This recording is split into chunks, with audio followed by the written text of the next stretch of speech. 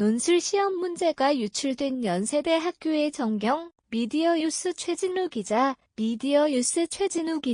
기술의 발달로 사람들의 삶이 편리해지고 풍족해진 것은 사실이다. 하지만 과연 기술의 발달이 우리의 삶에 긍정적인 영향만을 주었는가에 대해서는 여러 주장이 대두되고 있다.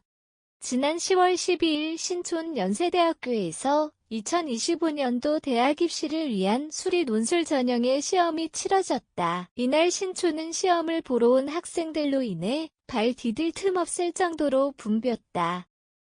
이 시험은 수능 최저가 없는 시험이기에 입시를 준비하는 학생들에게 있어서 매우 귀중한 일확천금의 기회와도 같았다.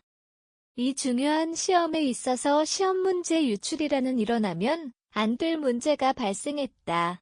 시험 감독관이 입실 시간과 문제 배부 시간을 헷갈려 시험지를 미리 배부했던 것이다.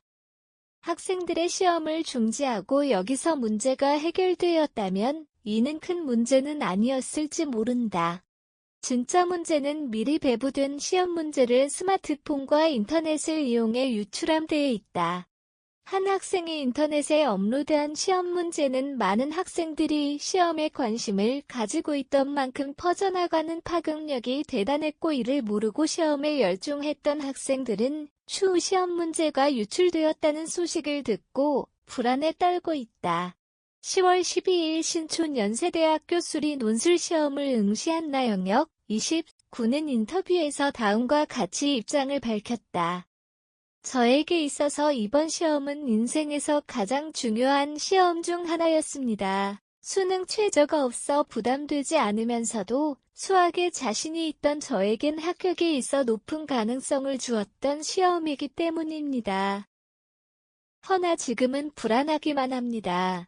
저에겐 절실하고 최선을 다했던 그 1년의 세월이 누군가의 그저 간단한 터치 한 번으로 무용지물이 될 수 있다는 것이 무섭습니다.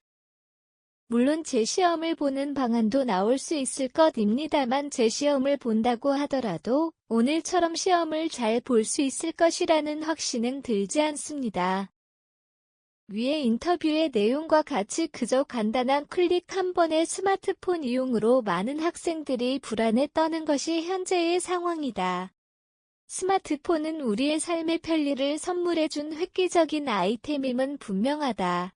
허나 이용자의 이용법에 따라 작게는 자해 수단이자 크게는 살해 수단으로까지 변질될 수 있다. 스마트폰이 저에게 있어서 편리를 준 것은 사실이에요. 하지만 지금 와서 생각해보면 너무 스마트폰에 종속되어 살고 있었던 것이 아닌가 싶기도 합니다. 시험 문제를 유출한 학생도 아무튼 생각 없었을 거예요. 그저 습관이 된 공유가 무의식적으로 이뤄진 것이라고 생각해요. 또한 나영혁 학생은 다음과 같이 말하며 젠지 세대들의 스마트폰 종속의 문제점에 대해 시사하기도 하였다. 젠지 세대들에게 있어 스마트폰은 내 손안의 작은 세상이라 불리우며 삶의 거의 모든 것을 이를 이용하여 해결한다.